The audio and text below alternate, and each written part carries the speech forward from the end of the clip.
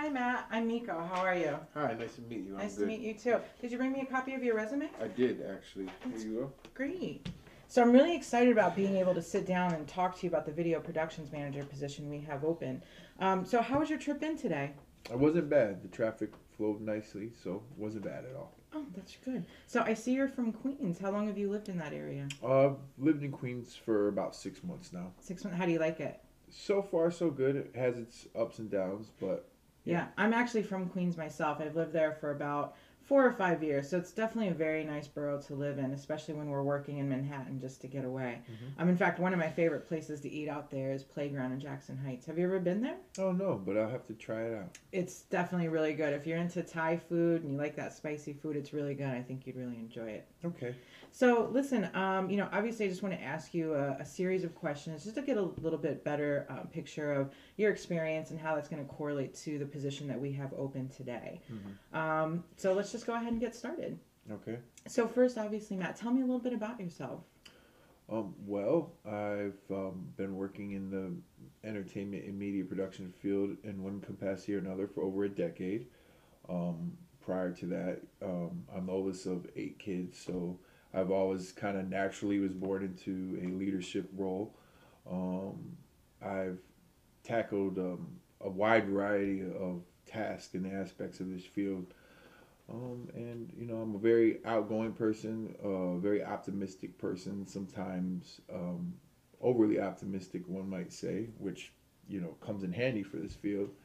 And I don't believe that I'm not afraid of any challenge. Like I don't believe that any challenge is too great to go after. So That's awesome. I mean, it's definitely some skills that we're looking for this current position. So, you said you've had pretty extensive experience, obviously, in the entertainment and media industry. Can you tell me a little bit about those experiences and your most recent experience specifically? sure. Well, I've done everything from working in video journalism to directing music videos, working on the sets of films and reality shows such as A Spirited Actor. I've produced, promoted live entertainment shows, working with everything from just a standard DJ for club setting to live bands for corporate weddings, a multitude of events. And I've also managed the talent that puts on these shows. So, um, yeah, that's pretty Okay. in a nutshell. And I noticed most recently, though, you're actually working at New York One. Can you tell me a little bit about that? Yes. New York One is my primary job right now among many that I do, and I work as a news assistant. I'm responsible for going out and collecting video interviews. Sometimes I work with a reporter and a truck operator. A lot of the time I'm on my own, so a lot of responsibility falls on me to conduct the interviews, to gather the information, and communicate back with the news desk the information that I'm collecting in the field for broadcast. Okay. So, kind of want to get a better understanding of maybe some of the obstacles that maybe you have faced and how you've kind of worked through those. So, first, tell me about a time that you've had a difficult interviewee and how did you overcome that? Well, it's not uncommon, especially in journalism, because you meet new people every day and you're trying to get, you're trying to gather information every day. And so a lot of times what happens is people will think that it's live when it's not. So what happens is when you're trying to get a person to, who off camera, a lot of times, before the camera turns on or we mention the interview, they're saying a lot, but the minute they know they're on camera, a lot of times they'll kind of clam up a little bit. So what I tend to do is kind of reiterate to them that it's not live. If they mess up, we're only going to use the best thing they say, and let's just talk like we're having a conversation. And I usually do this once I start rolling because what happens is I engage them in conversation. They start to kind of forget, and then it becomes a conversation, and I'm able to get them to open up a little more and talk about what they were telling me. Okay. So, yeah. Can you think about a specific time though when you had an interviewee that was difficult, and maybe tell me what was difficult, maybe what the subject matter was, and what was difficult about getting them to express what you were looking for on camera? Well, actually, recently I was on a story where a individual was arrested by the police, and I was looking to talk to the neighbors in the building about this individual. and was having a hard time, and happened to meet a young lady who was a neighbor of his. And as we talked off camera, she informed me that the cops had actually woke her up to get in the building to go. And at first, she was very apprehensive. She didn't want to be on TV and everything. But, I continued the conversation a little bit without, forcing the camera on her. And then I kind of was just like, would you mind just saying that really fast for me on camera? It's not live. And, you know, once I, kind of eased it in on her and got her to open up, she had, once she started talking, it wasn't a problem. So you would say it's probably important to establish that rapport first and get them comfortable with you before getting comfortable on the camera. Absolutely. Okay, sounds good. So, tell me about a time when you worked on a team and not all the team members saw eye to eye. What was your role in that project, and what did you do to ensure completion of that project on time? Okay, so I recently was directing a music video in which I was working with a team of students who were attending the Star School of Broadcasting and Acting in Florida. And, all these kids were studying to be in the field, but they're teenagers. And in the video, I was running into situations where, a lot of the kids are looking for their opportunity to shine and to express their ideas. And so the kid that I had DPing was butting heads with the kid that I had doing the lighting. And, for me, I've worked in TV and production for such a long time that I kind of had a little more knowledge about what the end product will look like and what should be and shouldn't be. So I wanted these kids to feel like they could express their input and opinions. But what I started to notice was that the butting of the heads was, going to hold up progress. So what I did is I set a clock in my head, 5 minutes, and went and addressed both of them, asked both of them what the problem was, what the issue was. And at the end of it, I really just reminded the DP that, his job is to focus on the video and that we should trust, the kid that's doing the lighting to do his job right. And that when I see the review back, then we'll know if we need to change it. And if something needs to be changed, then maybe we'll go back and try it the other way. And that's what we did. And we got the filming done, everything we needed within the day. So. Okay. And so what do you think maybe you could have done better in that situation to have a successful completion of that project? Well, the project was completed, so... or what would you have done differently, I guess, looking back? Differently? I can't really say that I would have done anything differently. I find that in this field, the best thing to do is to, if it works, if it's not broke, don't try to fix it.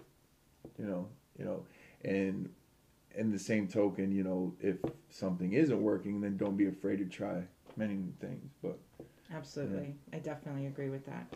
So, what challenges do you anticipate in taking this position? Well, as with any new team, you have to learn people and their personalities, and figuring out how to work with those people and their personalities, and then figuring out how to be able to lead and develop these people to work together with those different personalities.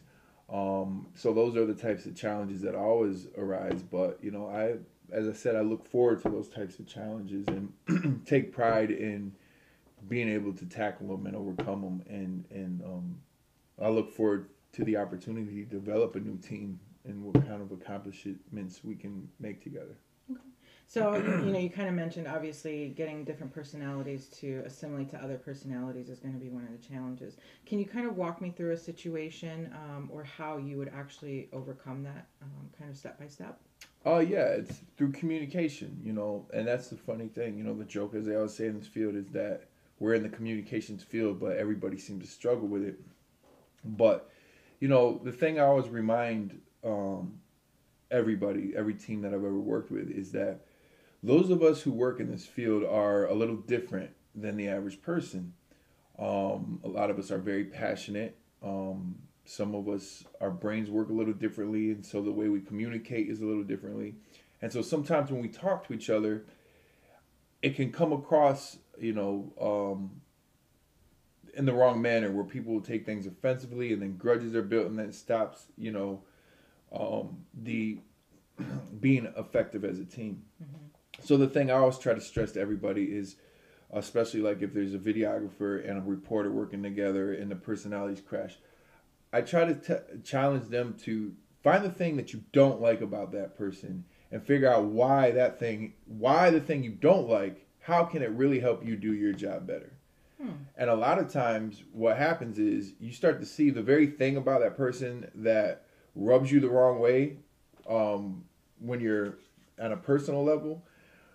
When it comes to doing your job, you're able to find, wow, the same thing that makes them come across the wrong way in one aspect is also the very thing that makes them good at what they do and helps you to do your job better. And it's a two-way street. And a lot of times when people overcome that aspect of it, they develop a really strong relationship and rapport with each other, and that's how teams are able to win awards. That's how it goes. That's awesome. No, and I totally agree with that. And I see you've won quite a few awards here at some of your stations in the past. So nice job with that.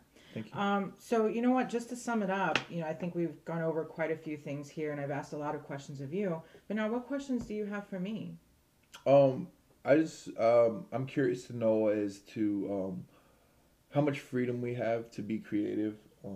Are there going to be opportunities to, as you see, like, there were some awards won in the past, and there's still a lot more I'd like to win.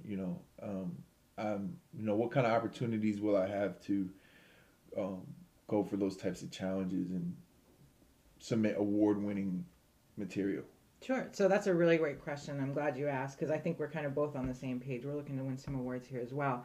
So as a video productions manager, obviously we would manage a team completely, from reporters to videographers to editors, and really getting them to work seamlessly together. The freedom to do so is really up to you and how you best see fit. So your direct manager will obviously oversee, how you're piecing everything together. But on their day-to-days, definitely something that you would need to be a self-starter and self-motivate. How you definitely see the direction, to where we can win some awards is definitely kind of what we're looking for from you. So we're looking for that creativity from you, which is why we're obviously hiring from the outside, because we've seen that you've had quite a few awards that you've won in the past.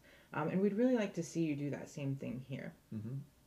So definitely lots of freedom. Okay. And that touches on my next question was, is the process do you guys kind of have a set regimented way of doing things, or is there a little bit of freedom for me to be innovative in applying some of my own methods that may not have already been attempted in the past? Sure. So foundationally, obviously, we do have a structure of how we would like to see things done. But there's obviously ways that, we could probably be doing something differently. Obviously, we haven't won any awards in the past 10 years. So there's definitely probably some new ways that we could look at doing things. So while there is a foundational structure, we're definitely looking to kind of, play with those boundaries a little bit. So there's definitely going to be some room for opportunity to make some changes.